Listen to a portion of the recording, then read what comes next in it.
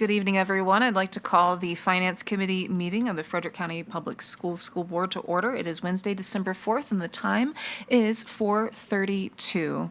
And it looks like we have an agenda before us. How would the board like to proceed? Madam Chair, I move that we approve the agenda before us. And I second that. And we have a motion on the table. It's been seconded to approve the agenda. Any discussion? Seeing no discussion, all those in favor signify by saying aye. Aye. Aye. Any opposed? Motion passes. Dr. Hummer, over to you. All right, Madam Chair, thank you so much. Before I go through the agenda, I want to recognize an amazing individual in the audience because this will be her last Finance Committee meeting. Mrs. Patty Camry is retiring December 20th. We have a little something special scheduled for her on December 10th, but I did want to give a recognition for her, Madam Chair, and all the hard work that she's done and the dedication to not only this amazing school division, but this community. There's not a single person who does not know the great work that Patty has done and all of the awards that she has received, and she does it for the kids. And she does it for the focus of getting the best education for our students. And I can't thank you enough. And I'm honored and privileged to have worked for you and with you. And thank you for all that you've done. Just want to give her a round of applause.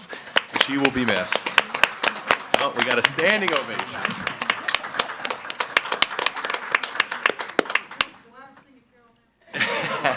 You have the speech now. Speech now, Mrs. Cameron.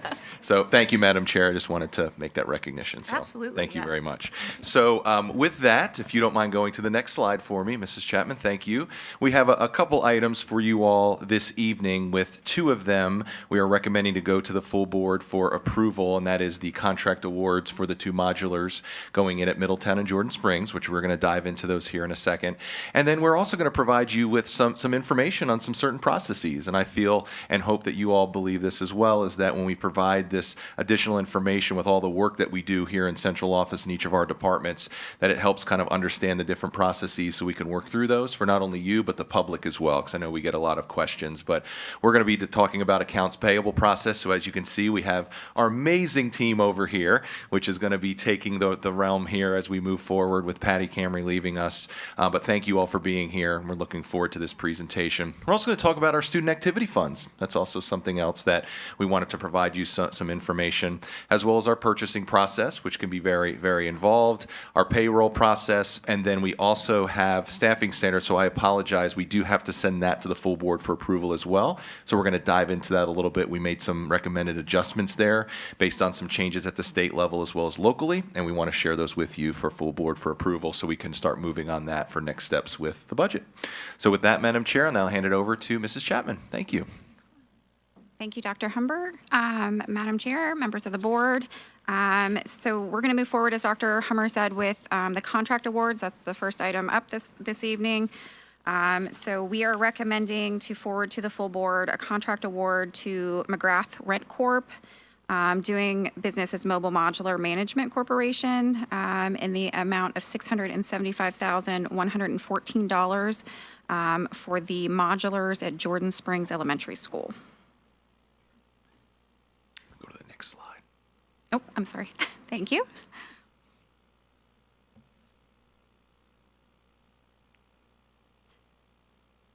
So at this time, we are looking for a motion. Yeah, absolutely. Just a clarifying question. Could you go back one slide, please? Sure. So you guys, so this 675 is just for Jordan Springs, That's correct. and then the 789 separately for Middletown? That is correct. Okay. So that'll be the next award. So we'll get to that just after this one. So, and I did not ask this the other night during Buildings and Grounds, so tell me if that's the better venue here. I know very, very little about these modular arrangements, and I know that we were told during one of the Buildings and Grounds committees that there's actually a wait list to even be able to get them if you do have the money. So my question is, what kind of competition is there between these modular companies? And obviously, I know you guys, you do a lot of that on the back end that we never see, but is there much of a competition? Is there a competitive space? So there is some limited competition, and I do have Kevin Kenny here. I know that he did some research on that, so I can let him weigh in if you want to. Good evening, Dr. Hummer, Chair, Committee. Yes, there is competition on that, but not a lot. It's a limited field. We did get competing pricing on this. We went with multiple layouts and variations, so it took a little while to get together, but there's another corporation called Box Modular that we got competing bids on.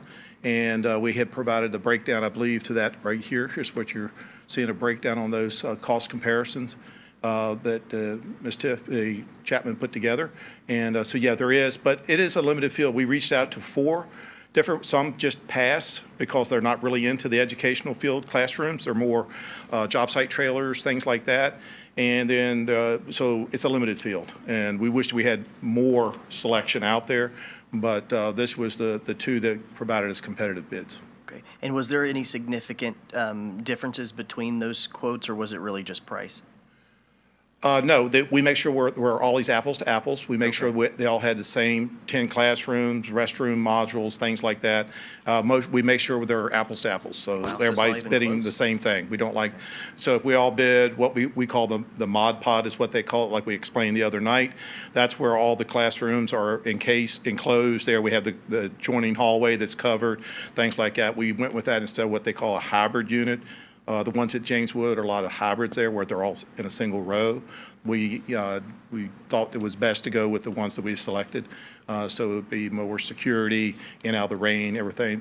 The children didn't have to go back into school for restrooms, things like that. So everybody was apples to apples. From my old world of construction, we make sure everybody's got the same scope. Okay? If I could add something too, Dr. Erskine, if you don't mind. Thank you, Mr. Kinney. Sometimes we talk about competition among other companies. We're also talking about competition among school divisions. And when you get that order in, Mr. Kinney, is important as well. So we wanted to make sure that these modulars hit the ground late March, early April, so that by the end of May, we can actually have teachers moving into these to have classrooms ready for next year.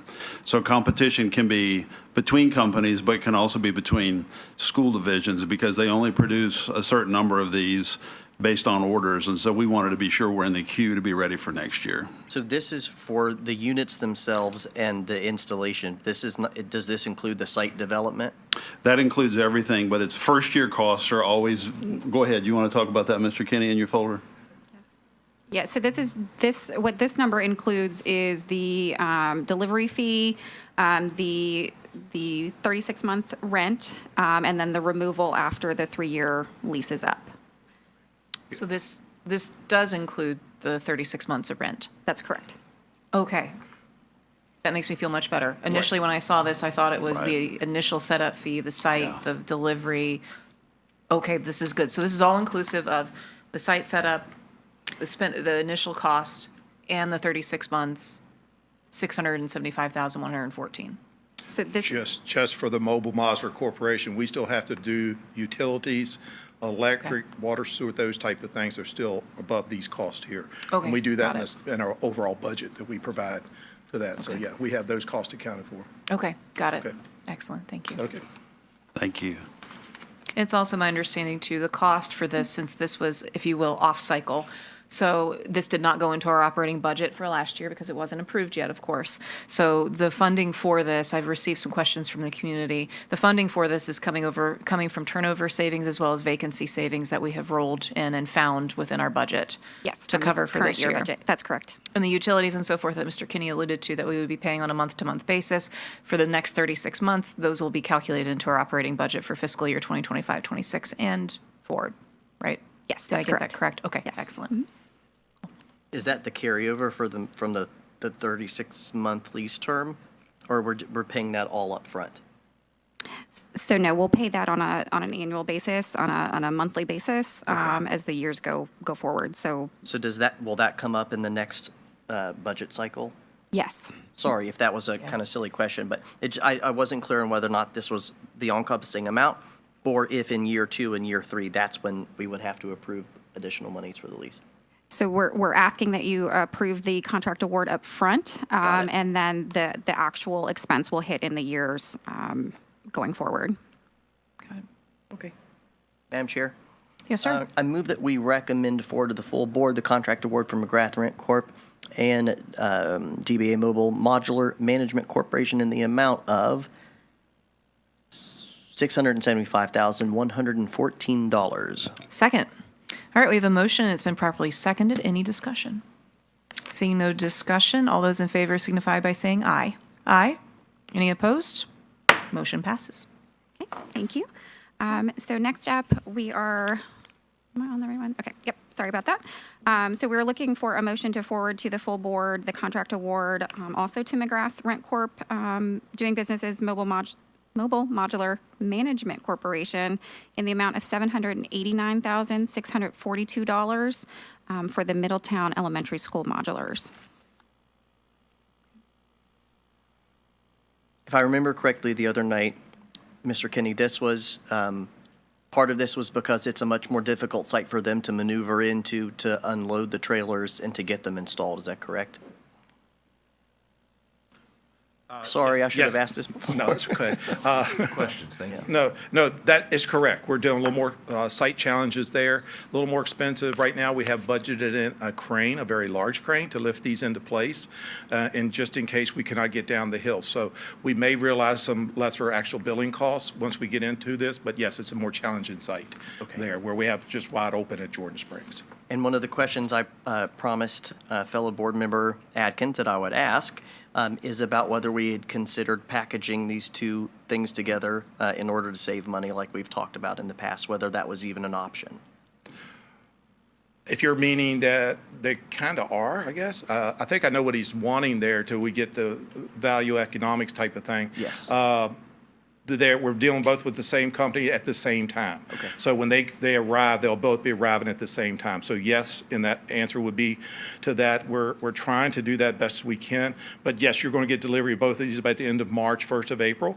They'll move from one site to the other. We get the economy of scale there because they're here they have been notified that we're doing these simultaneously.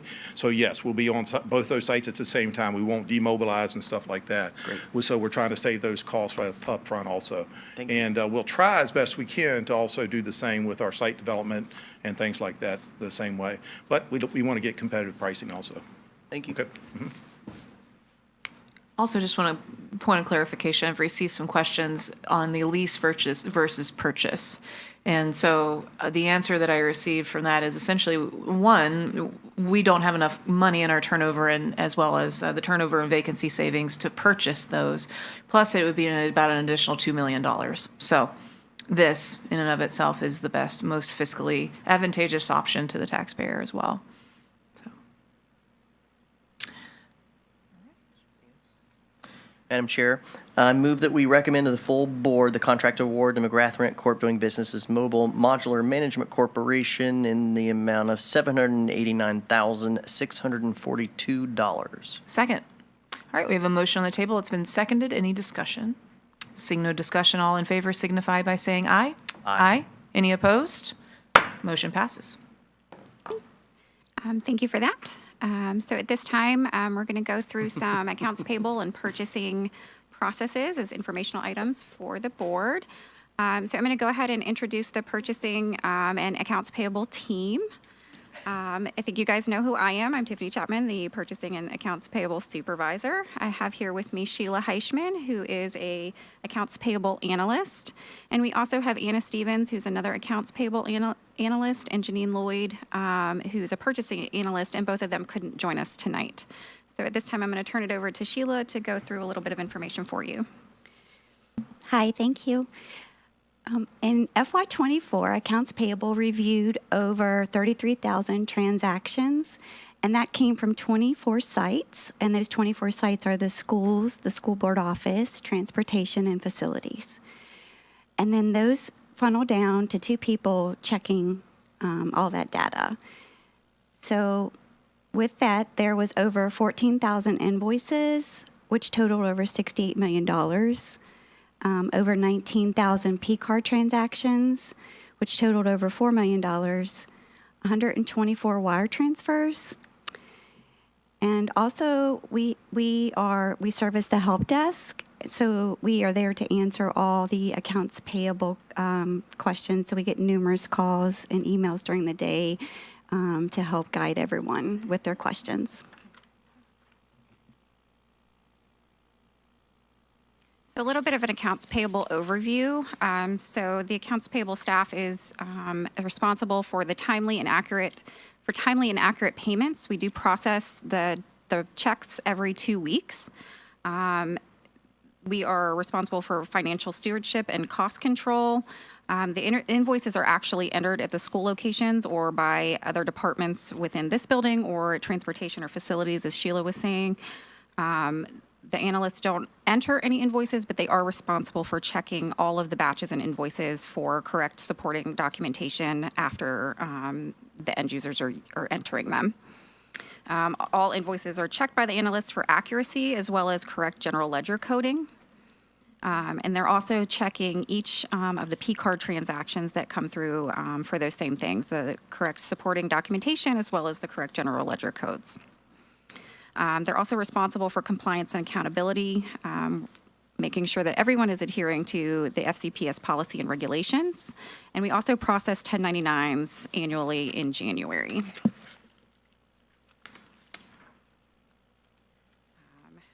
For transparency and record keeping, we do maintain detailed records for internal and external audits. All of those audits are posted annually on the website for the public to view. Reports are provided in the Friday newsletter for the school board members when we run checks. So you guys get a copy of that check register when we have completed the check run. We collaborate with other departments and vendors. A lot of what we do is customer service oriented, so making sure that if anybody is having an issue or has a question, that we can offer them assistance or get them an answer to their question. And we do provide training for staff within the school division, so at each school location and here at the school board office, facilities, and transportation. So Anna couldn't be here tonight. Click to the next slide there. So Anna couldn't be here tonight, but I've listed up there some of the duties that she takes care of. So she is responsible for issuing our petty cash checks if those are needed. She does reconcile our bank statements every month. And she submits the wire transfers for weekly health insurance and quarterly debt service payments. And I'll let Sheila go through her duties. I'm sorry. For Fund 45 is the Consolidated Services Fund, and this fund was established to track all fuel purchased as well as vehicle and bus repairs. We have 13 fuel locations throughout the county, and not only does FCPS vehicles fuel at these sites, but the county uses the fuel locations to fuel their vehicles as well. As the accountant, I process all the invoices and P-card transactions related to Fund 45. This includes parts inventory, supplies, vehicle repairs, fuel station repairs, and the fuel deliveries. HN Funkhauser is our fuel vendor that tracks and delivers diesel and gas to the fuel stations almost daily. I verify the OPUS reporting with our invoices and process the fuel reconciliation monthly. I'm also the My School Bucks administrator. You may be familiar with My School Bucks as a platform for parents to pay for their FCPS student meals. It's also used at the school locations to collect class fees, pay for field trips, yearbooks, and numerous other items. My School Bucks is a great tool that helps the bookkeepers with not having to collect cash or deal with checks that could possibly bounce. I am the My School Bucks administrator for all 21 school sites. I assist the bookkeepers in setting up products to appear on the My School Bucks website and the app, and I also reconcile the My School Bucks invoice transactions fees monthly to ensure that Frederick County Public Schools is being billed correctly. Now we're going to move on to the school activity funds. So I am the administrator for the bookkeepers at all 21 sites for the school activity funds. School activity funds is the software the bookkeepers use at each location. Money is collected for clubs, field trips, athletics, etc. And in FY24, our bookkeepers at all 21 sites received a clean audit with 0 findings. We had a well-deserved celebration for our bookkeepers, recognizing their outstanding accomplishment. Finance personally chipped in and donated items for the Saran Wrap game that you see in this photo. I've played that game before. It's a blast. It's a blast. That's Yeah, they had awesome. a lot of fun. So I I help guide the bookkeepers, but I review the financial statements monthly. They send those in to me every month. And I review everything to make sure that the schools are all complying with the policy and regulations. We post the yearly financial statements on the division website for transparency. We help the bookkeepers. Every year we go over what records the bookkeepers need to have ready for their audit. And Tiffany and myself assist with the audit process. And if we disagree with an audit finding, we take the lead with the auditors to discuss the finding. Just a quick question before you move on. Sure. Kind of going back to petty cash. You cut the petty cash checks. Some people in the audience may not be aware of what that is. I know what it is from a previous experience, but I'm having a hard time applying it to education. Back when I managed an aircraft, I would cut a petty cash check to my pilots in order to give it to the ramp service personnel to get us better parking spots. Okay. That was how, and it was a business expense. I highly doubt that that's how we use it here. Could you give us just some quick examples of what the petty cash would be used for? Sure. So we use petty cash for Bright Futures donations. So we do a check out of petty cash to move those funds into Bright Futures.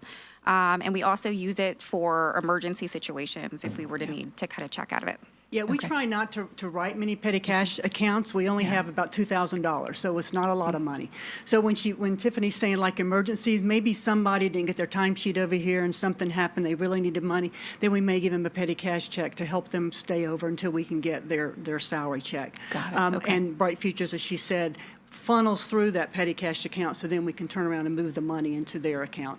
The county doesn't really like for us to move some things like Bright Futures through their account, which is why this petty cash account is kind of important to us. Okay, excellent. Thank you.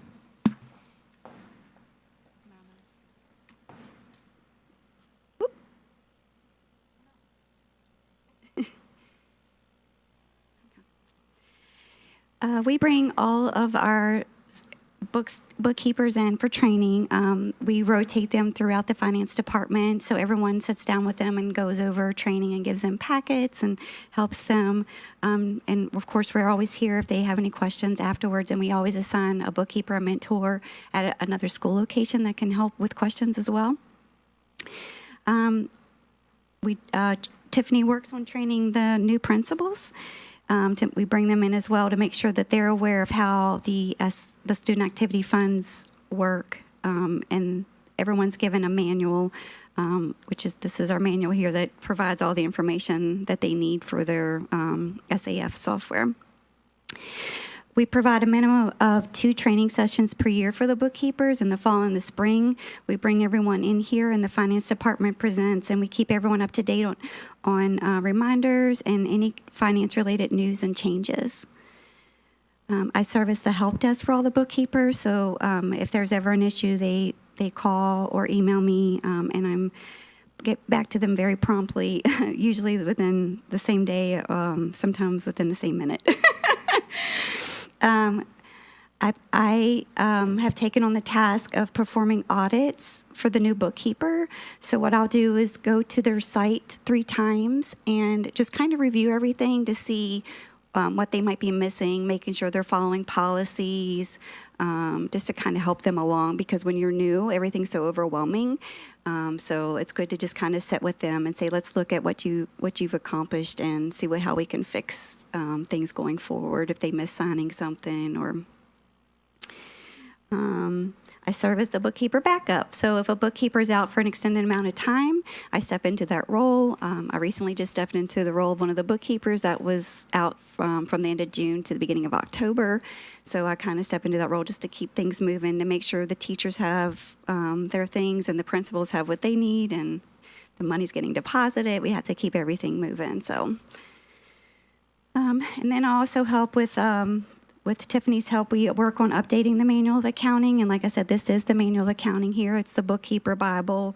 So we look at that and review it. And if we have any changes, we make sure we get new chapters out to the bookkeepers and the principals, because the principals have a copy as well.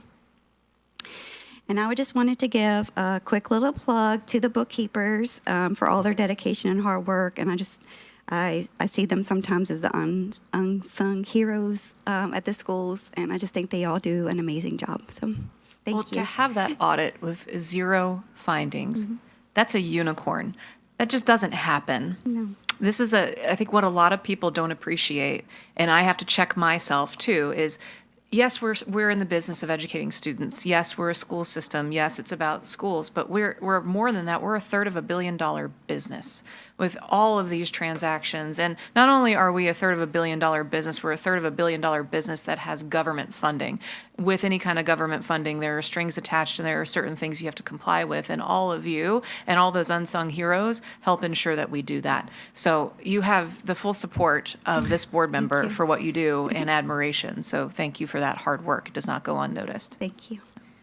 Second, and one of the things that I have enjoyed learning being new on the board is at the end of the week when we see this entire register of the flow of all of the money in the school system. I would love for the public, in all their free time, of course, to just one time look at the level of detail that you guys put together and share with us every week. There is not a penny, a half a penny anywhere that is not like publicly disclosed. And I've learned a lot about that, and I appreciate it a lot because there's never any question as to where money is moving. So. Thank you, Sheila. Okay, at this time, I'm going to move on to a purchasing overview. So the purchasing team is responsible for vendor management. We identify, evaluate, and maintain relationships with vendors and suppliers. We ensure that they meet our quality and cost effectiveness standards. We are responsible for the purchasing of both goods and services. So we make sure that everyone has their supplies, textbooks, furniture, equipment, all technology needs, and other resources used by schools and departments within the division. We oversee all of the contracts. So, once you guys award those contracts, we make sure that we maintain them. So we do keep detailed records of everything that, kind of transpires as the contract is set up and moving forward. That includes the construction projects. That also involves the negotiation of terms, managing the renewals. So when you guys award a contract, if it is a 5-year contract, we do have to look at those every single year and make sure that we are processing that renewal with the vendor and they agree to it and we agree to it. And we also try to make sure that they are complying with all of the terms in the contract. Some of those contract documents can get pretty long. And so we just make sure that they are following everything that they agreed to when we set the contract up. We also look out for budget compliance. We ensure all purchases comply with the school division's budget guidelines and ensure that the funds are allocated appropriately for each department or project. We manage the bidding and RFP process. We manage the competitive bidding process to secure the best value on large purchases, as well as handling RFPs for specialized services. And we ensure policy compliance, ensuring that all purchasing activities comply with local, state, and federal regulations, as well as school division policies.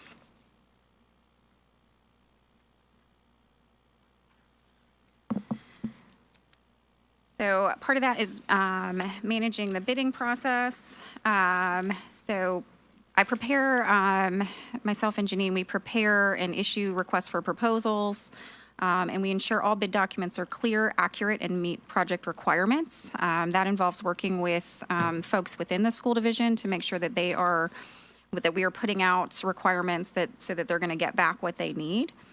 When the bids come in, I help coordinate the evaluation of those proposals to make sure that the vendors have provided us all of the information that we've asked them for. Part of what I do is determine that the vendors are responsive and responsible. Responsive meaning they've provided us all the documentation we've requested. Responsible meaning that they have a prior history of doing this kind of work, the kind of work that we're asking them to do, and that they're a financially sound company, so that they'll be able to provide us with the service. And And again, we ensure compliance with the bidding documents. Part of the RFP process is the contract negotiation. That happens towards the end of the process. But we do sit down with the vendor and negotiate final terms. That's a back and forth process where, we're asking them for things and they're asking us for things and we're trying to find a middle ground. So that can be a little bit involved. And we ensure the contract reflects the organization's best interests. So did we get what we wanted? Make sure that everything that we needed was in there to the best of our ability to achieve the best value for the project.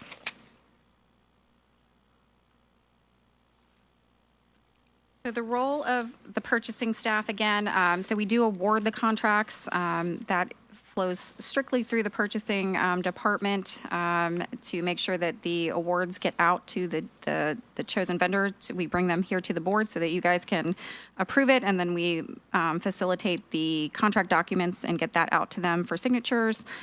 And we ensure that all the necessary documentation is in place. That goes beyond just the contract that you guys have awarded. So we make sure that they're signing that contract, and then also there's other documentation that they need to provide, such as certificates of insurance or payment and performance bonds. So we're making sure we have all of those things before we start a project.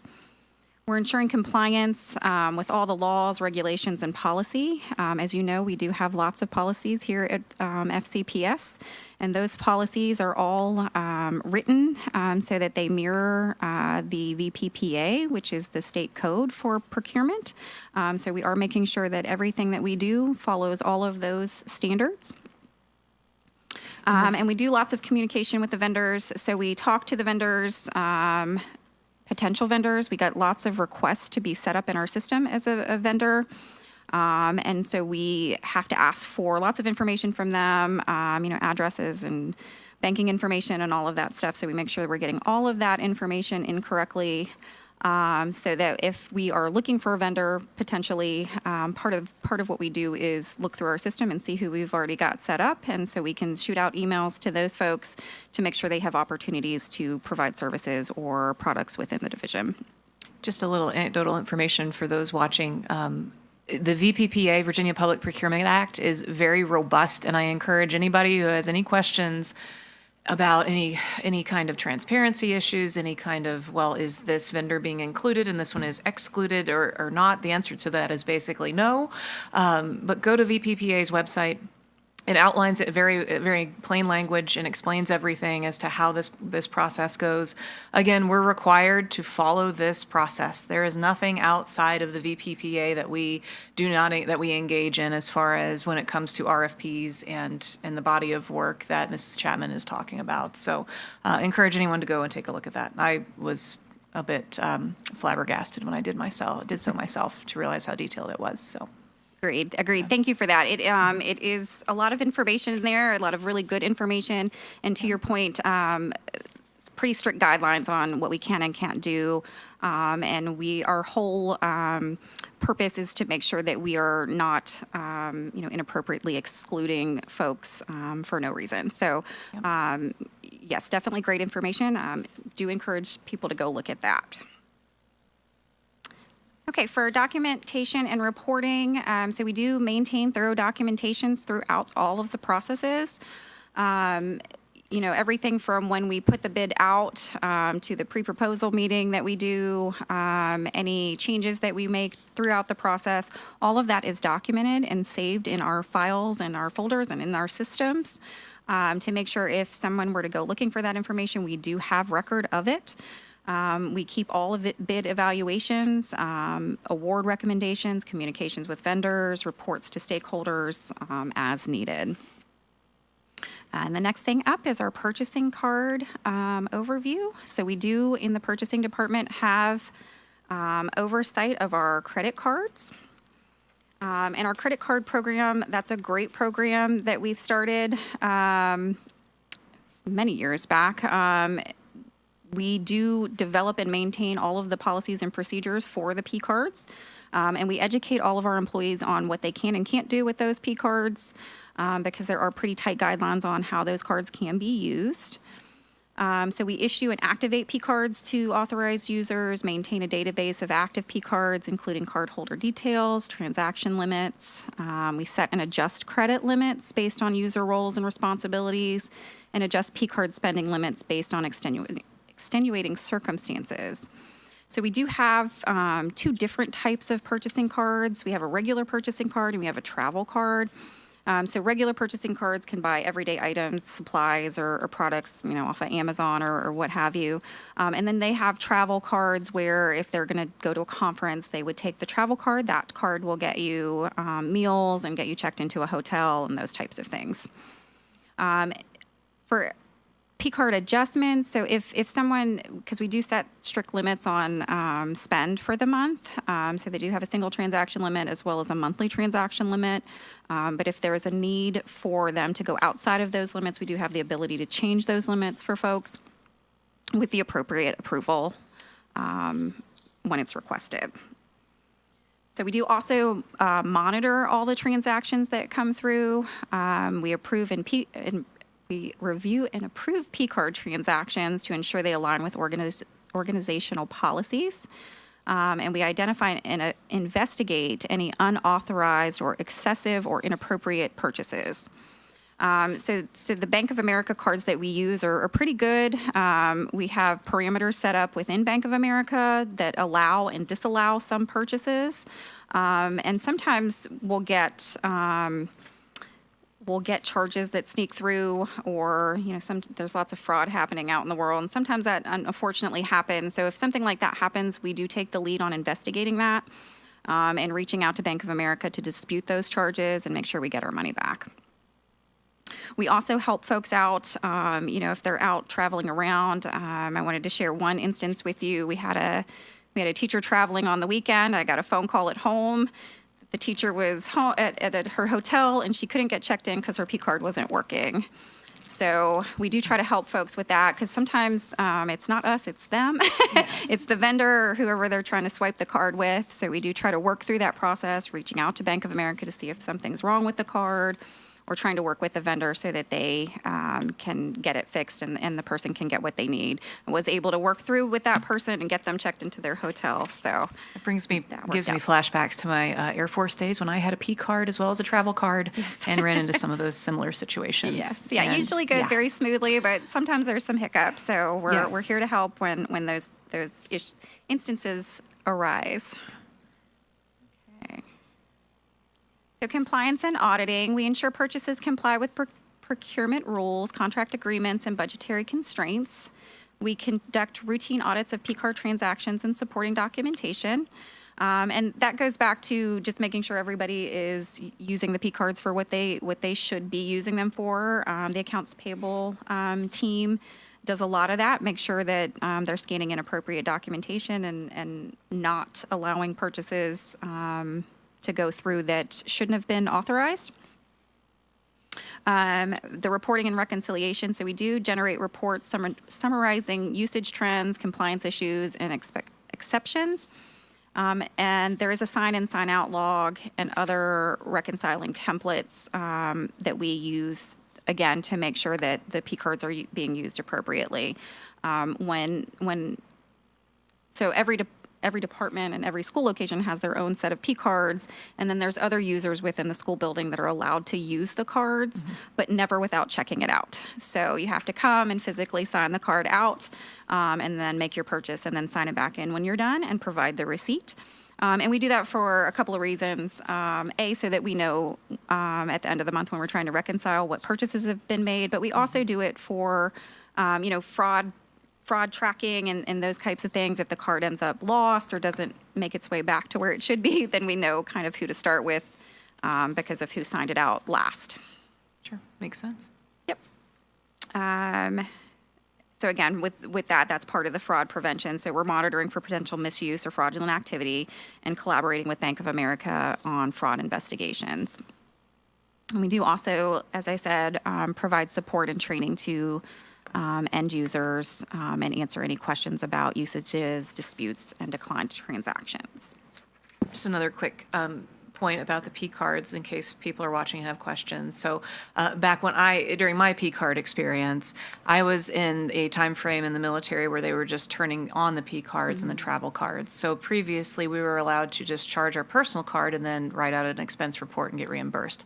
That was more expensive for the Air Force to pay for than it is to have a P card where it's all goes to one repository. It's easier for the end of the month bookkeeping and accountability. So that's why I am assuming we have it for the same reason. It's easier, it's less time intensive, it's more efficient and cheaper ultimately. Yeah, it's really an incredible tool that saves us a lot of time. When we're cutting these checks, there is a lot that goes into setting up a vendor because we have to set up every vendor that we're going to cut a check for. So then that goes back to getting all of the forms and the banking information, all of that. So if we have the P card, it is a huge time savings. And there's a lot of control in that. We can, change the limits and cut the card off if we need to. So it's a lot of benefit to it. And we have, shut down all other cards. So we just use Bank of America. So we don't allow others to get credit cards at a store or any other banking institution out there. So it's just Bank of America. So we can, keep pretty tight reins on that. I was bummed personally because I quit getting the hotel points on my personal credit card. But from an enterprise level, it is a much more efficient system. So. Agreed. Okay. Yes, Patty is reminding me about the rebate. Also with the Bank of America program, we do get an annual rebate back from Bank of America, which is awesome because the more we spend, the more we get back. And those don't necessarily go back right to the department that spent the money, but it does go to the division as a whole to address projects that maybe we wouldn't have the funding for. That's great. Thanks, Patty. Okay, so next up, I'm just going to do a brief overview of the request for proposal process. So the request for proposal process is a competitive procurement process, and we use that when the scope of work or specifications is not entirely clear or well-defined, when we're looking for the vendor to offer us a solution to the issue that we're trying to address. So in the RFP creation, purchasing and account managers collaborate, and we create the RFP document, which we publish publicly. That document includes due dates, the contract period and the renewals, what product or services that we're looking for, the evaluation criteria that we're going to evaluate those proposals on, and we also offer a schedule to the vendors so they know kind of the time frame that we're looking for to move through the process. We do post the RFP document on both eVirginia and the Frederick County Public Schools website. That is available to every vendor in Virginia and all around, really. Vendors are not required to pay a fee to register for eVirginia, so you can sign up and have access to those documents for free.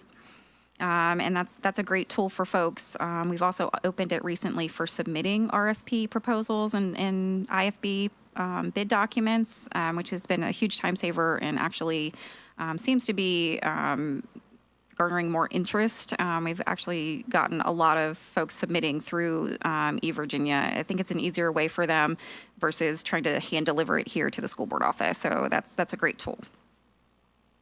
When the evaluation comes up, once we receive all the proposals in, I do guide the evaluation committee on that process. I am not part of the committee, so I'm not scoring the proposals, if you will, but I do guide them on how to work through any of the evaluation criteria and make sure that all that information gets back to us so that we can tally it and make a vendor selection. And even before we do that, I do review all of the proposals to make sure that they have submitted the documentation before I even get it to the committee. So once the proposals go out to the committee, they are scored independently by the committee members.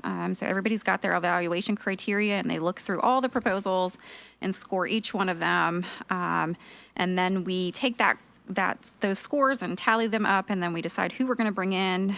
With the RFP process, it does allow for you to bring vendors in so that they can do a presentation for you. Sometimes that's called an interview. It's kind of both because they are presenting something to you, and then we do ask them questions, so kind of an interview process as well. Once we get through that process, we do re-rank them based on the combination of the proposal as well as the presentation interview phase. And then the committee works together to determine who the successful offerer is. Once we've done that, we do bring that top offerer in for negotiations, and we work through that process until a contract is agreed upon.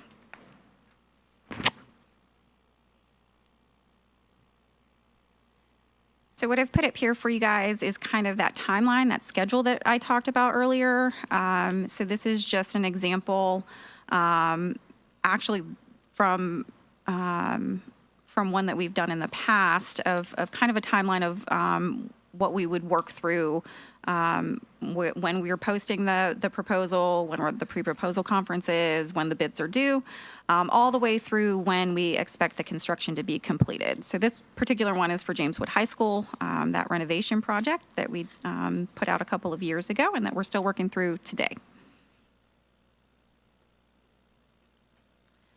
So this is just a little snippet so that you guys can see kind of how it's posted on both websites. So the top snippet is the eVirginia website.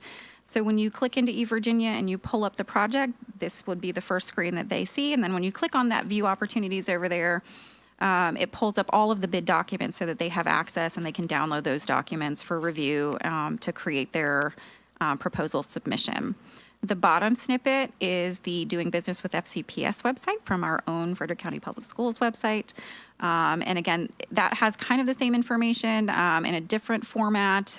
Each of those items listed under current solicitations was a solicitation we were doing a few weeks ago. And you can click on that, and then it takes you to vendor self-service where they have the same access to the same documents.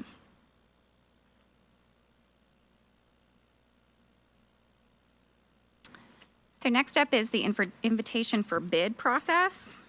And that is a little bit different than the RFP process.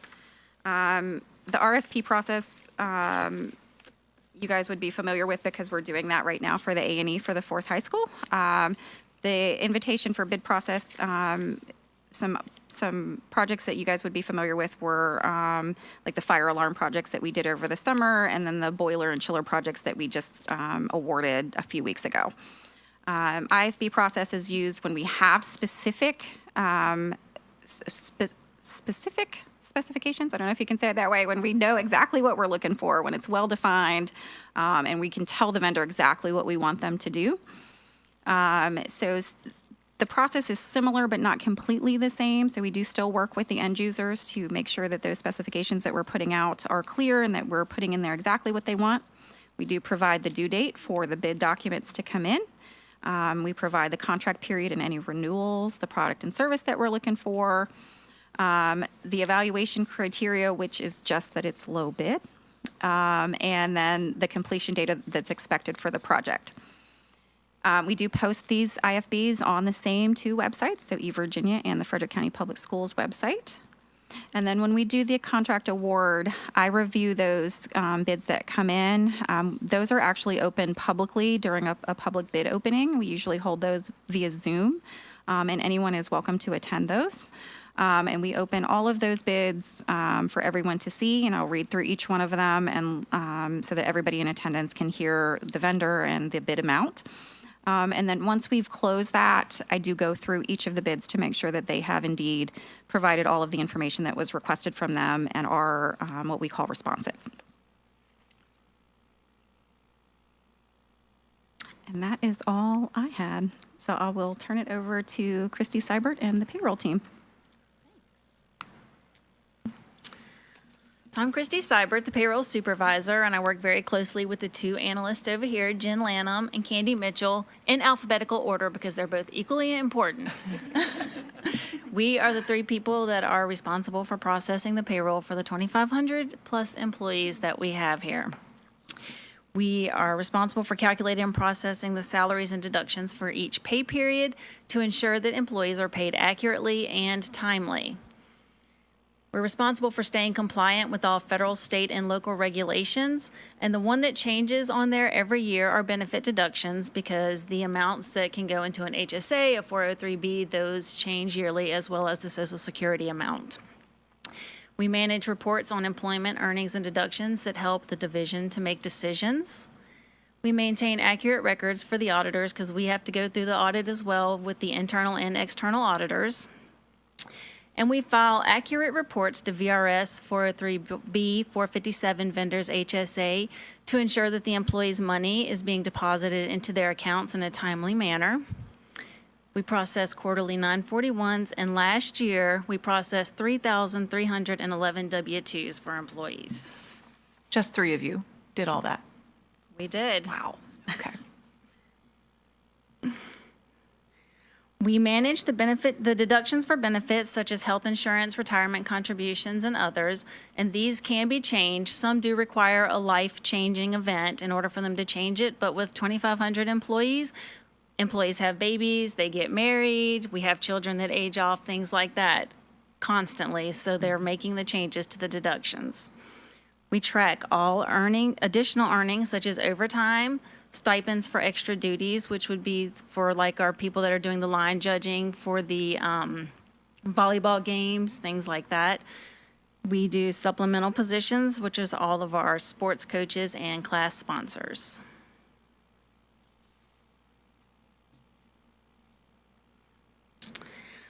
We keep very thorough payroll records, and we also follow the Library of Virginia for our record retention, which means that we have to keep certain records for a certain period of time, so many years, so all of that is done. These ladies over here box everything up that is not in the system to make sure that we have all of our records. If anything needs to be pulled, we can get it and grab it. We assist employees with questions about their paychecks, tax forms, or anything payroll related. The analysts attend staff meetings at the schools. They go in and explain how pay works. They go through a pay stub to tell them how to read a pay stub and answer any questions that they may have. We collaborate very closely with Human Resources for benefit administration, and we also work very closely with them on our personnel action forms.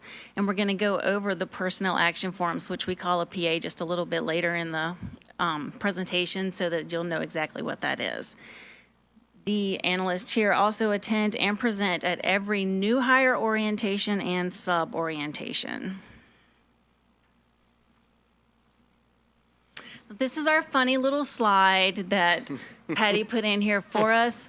And unfortunately, this question has been asked. We have had people ask to opt out of FICA.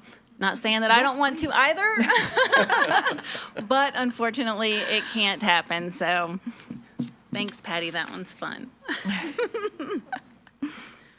And then this is just some of the payroll data from fiscal year 24 that the 3 of us did. We completed 2,382 PAs, which as Candy's going to go over that here in a few minutes. Tax forms, we did a little over 1,300. We get a majority of these at the beginning of the school year when we have our big new hires and after tax season. So March and April, we will get inundated with new tax forms with people wanting to change things. And then the direct deposits that are processed, there are 742. We go through a rigorous process with this due to fraudulent people trying to do things fraudulently. Jen Lanham does all of these, and if we have not spoken to you or you do not bring it to us directly with ID, she will reach out with either a phone number in the system or through their Frederick County email to ensure that they are the person that is making the change, because we want them to get their money that they've earned. So, and we have had people people are smart, and we have gotten some things that look real that are not. So we're very careful with that. There are about 1,100 other deductions that we do, and we're going to go through those just a little bit later as well. And then 33,545 time records were processed in FY24. And phone calls. On average, they each get about 60 to 70 calls per month. I'm going to give them all the credit. I get very few phone calls. They get a majority of them. And some of them are positive, but let's be real, we're dealing with people's pay, so people come in hot, and that's okay, because once they listen on the call and can explain, usually it's just explaining to help them understand, a majority of the people they are calm by the end of the phone call, and, which is our job. So, but that's all for me. I'm going to turn it over to Candy. Thank you. So on this slide, basically, payroll is an absolute continuous cycle. We would love the myth to be true that we press a button and it's done. That's not the case. We prepare for weeks in advance for the payroll. It takes us over a week to process and reconcile the payroll. And as soon as it is completed, we're starting paperwork for the following month. So our cutoff dates, we cut our pay periods off on the second Saturday of each month, with the exception of December. We are very appreciative of the time off. Thank you, Board and Dr. Hummer, that we are off between Christmas and New Year, but that has pushed our pay date up to December 20th. So that means we had to push our cutoff date up so we have time to process. So our pre-payroll requirements, we do all of our personnel action forms, our timesheets and deductions. This includes our taxes, our direct deposit information. One of the biggest things that we would like to emphasize to everybody are the checks and balances that we have placed in payroll. We take the responsibility of the pay very seriously, and there isn't anything that's done that doesn't have more than one set of eyes on it. If I process it, Jen looks at it. If Jen processes it, I look at it. If the two of us are working on it, Christy is looking at it. It is a constant check and balance system to ensure accuracy and to minimize any errors. So our key timelines, it does take a full 3 days just in the system to run the payroll. And then we also have to have a 48-hour lead time for our ACH bank deposits. We basically each month work on a calendar. We take payday and we work backward so that we can ensure that we have enough time to properly run everything. So we, again, as I mentioned, we do have process checks. When we run our monthly payroll, we compare everybody's gross pay to the prior month and every deduction change to the prior month. If there are any changes, we have to have supporting documentation to explain and justify that change. We then prepare spreadsheets at the end of the month which show the reconciliation of the payroll, and then those spreadsheets are approved by Christy and by Patty. Again, all entries are double checked for accuracy.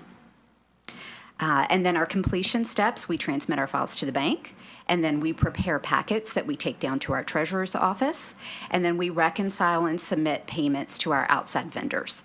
Most of our vendors are paid via ACH, but we do have some that require physical checks, so we do have to have those processed post-payroll. And I do want to take a quick minute to shout out this photo. Jen and I attended FCPS Ignites for our new teachers, and we decided to have a little fun with our table. So we decorated with, it's fake money, I assure you. And Jen decided, because she is the humor of payroll, to channel our inner Flavor Flav with our $ chains. And Dr. Hummer was quite jealous that he did not get one. I'm jealous that I don't have one. I mean, the finance it's- committee, we I'm should telling each you, all maybe three. we should get you some. We should. That's where that petty cash went for that. Okay. Jen bought that with her own money. So as Christy mentioned, personnel action forms, and truly this is how everything happens in payroll. A personnel action form is done and completed for every employee. Every new hire, every termination, if an employee is changing jobs, going out on leave, if they have a salary adjustment, extra periods, or long-term substitutes. We have to have this paperwork. And then there is an additional substitute action form if a non-long-term sub is either dropped or added to the system. So this is an example of what the PA form looks like, and it's broken out in 3 sections. The top portion is completed by the school or the department, which gives the employee's information, name, ID number, position, and what they're doing. The middle section is completed by our HR department. As they have access to the years of service and verification of employment, they provide the pay scale, pay grade, pay step. And then the last portion is completed by payroll. And this is where we work up salary, we work up VRS plans, and we work up leave. These are the fields that payroll is actually responsible for on the PA. I'll let you look down through that. If you have any questions, we'll be more than happy to answer. I won't make you sit through every single one.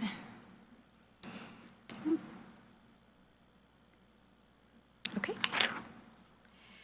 So back in the spring, we took on a monumental task, and by we, I mean Christy, because Jen and I didn't do it. Christy created with the help of others, the yearly staff calendars. I'm going to give a shout out to Rachel Beinecker in HR. She termed the phrase very early on during orientations, blue is you, which means please come to work in the days in blue. What this does truly is assist our employees with what their work schedule looks like. It's provided to them. This gives them an opportunity to know, especially those that have to come in when school is not in session. If transportation has in-service days, our instructional assistants have professional development days. This assists them with that. These calendars are posted on our website. They are also handed out. Jen and I hand them out to every new employee during their new employee orientation. And these will continue to be updated on a yearly timeframe. So we handle quite a few deductions. Certainly our mandatory deductions, whether employees would like them taken out or not. Federal and state taxes, their direct deposit, and if they're full-time employees, their VRS. We have optional deductions that are available to our employees, and there's a list of those which do include medical, flexible spending, United Way contributions if they elect those. And then we have required deductions if we receive it of garnishments, tax liens, and child support.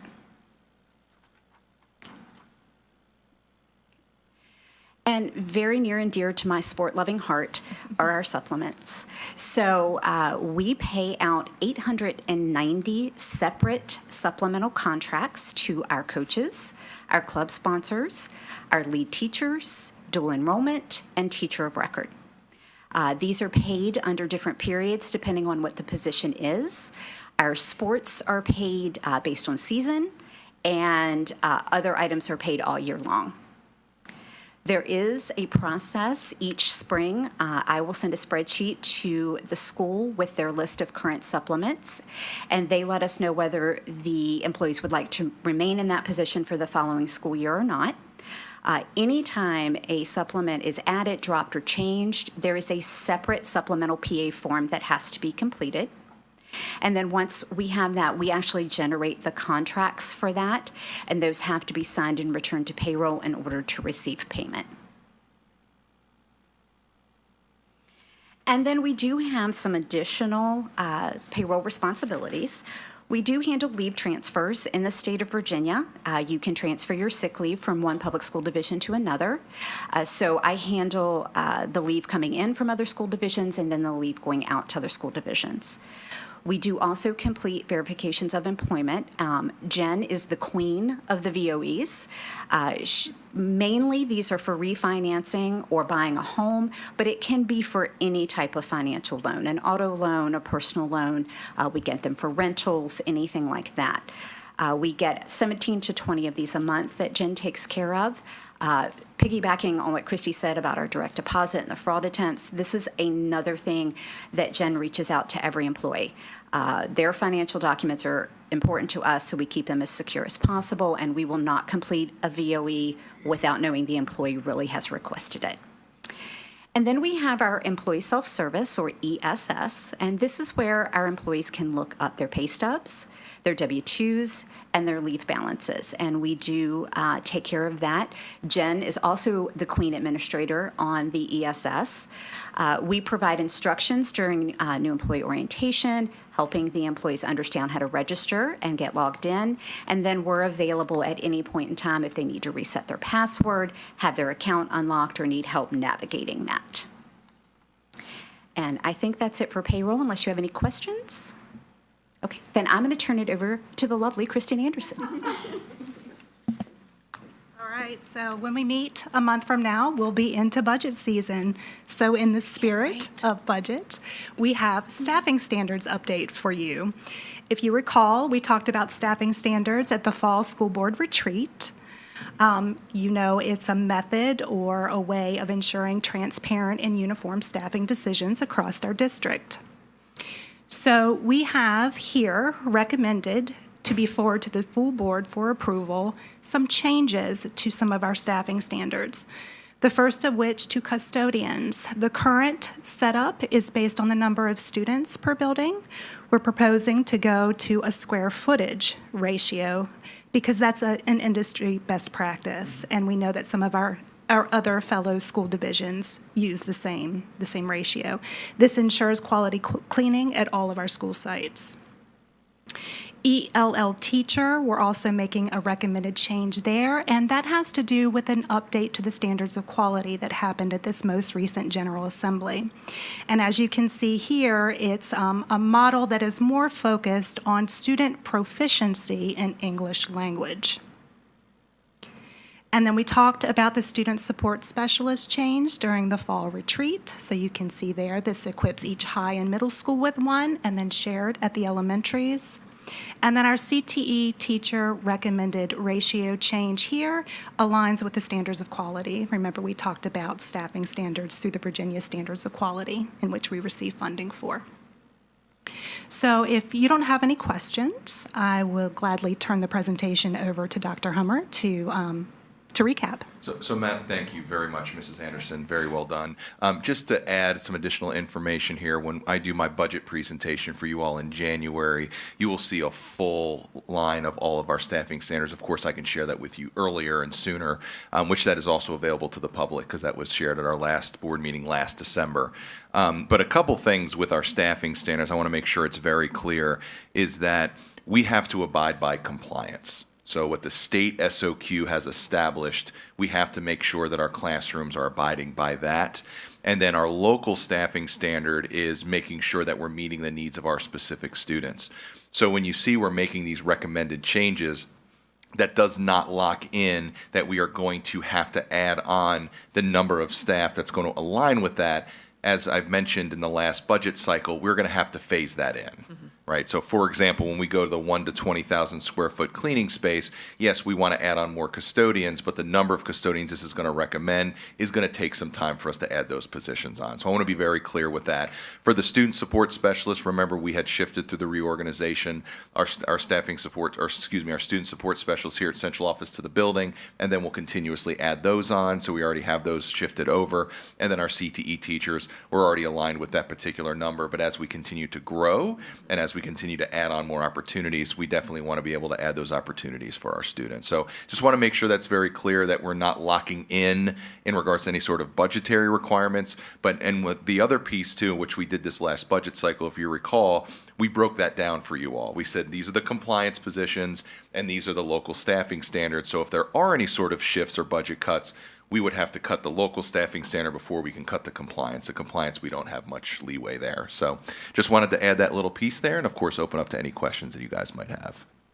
I do have just one. So am I understanding correctly that by passing these staffing standard changes, we would then be obligating ourselves in the upcoming budget cycle to comply with the new staffing standards we're putting in place? So that's what I was just saying. Not for this upcoming budget cycle. We're going to phase that in based on available monies that we have over the next, it's going to take about 4 or 5 years Okay. to get us to where we need to be with our local staffing standard. So the reason I ask is, do we have to be any more specific about a timeline that we're going to phase these things in, or is it just going to happen as we can get funding for it from the county? Correct. And it allows us for two things. First is it allows us to be more transparent with how many positions we have per building. So no fault of our building level administrators, but if you ask a building level administrator, because I was there too, just not too long ago, how many positions you need, You're going to share how many positions you think you need, but this is going to be based off the needs of the building. It's going to be based off the number of students, because it's going to be based on the square footage. Because right now, and the prime example I always give is custodians. We have the same number of custodians at all of our high schools. Whereas James Wood just went through a big renovation and extended, and then we also have Sharando, which has multiple modulars. We want to make sure that we are adding those staff on so that we're able to be efficient. So the local staffing standard is for us to be efficient, because as we talked about at our legislative summit, the state is not doing us any favors with adding on additional dollars for increasing the SOQ. So that is where it's going to have to come from, local dollars. But if you approve that, that doesn't necessarily mean it's going to be weaponized to say, you approve this, so you have to approve these positions. That's not how this works. That was the intent of the. Correct, and that is not how this works. We were very clear on that last year, and we're going to continue to be clear on that. This is just a local staffing standard, is a recommended staffing standard for each of our schools. So one, we don't go above that, but two, we also add on where those need areas are going to be. And we've always looked at all of our schools in regards to population and number of students, specifically for students with disabilities, our elementary schools, because those numbers shift. So we're always moving those positions around. We wanted to use a tool so that we're being good stewards of our dollar and we're getting the staff and the positions that our schools need. Because there are going to be extenuating circumstances, Dr. Erskine, and that's why we meet specifically with our principals to say, all right, here's the standard. If you want to go above that principal, why? And then we have those conversations with the principals, and then we will provide that recommendation to say, this was the standard, why are you asking to go above that? So again, that we're full disclosure with that. Hopefully that answers your question. It does, and I Makes sense, appreciate yeah. that very much. Yes, yes. Ready? All right, I move that we recommend to the full board the staffing standard ratio changes on this slide for approval. Second, we have a motion on the table. It's been seconded. Any discussion? Seeing no discussion, all in favor signify by saying aye. Aye. Any opposed? Motion carries. Okay, and with that, if we can go to the next slide, Madam Chair, those were our items.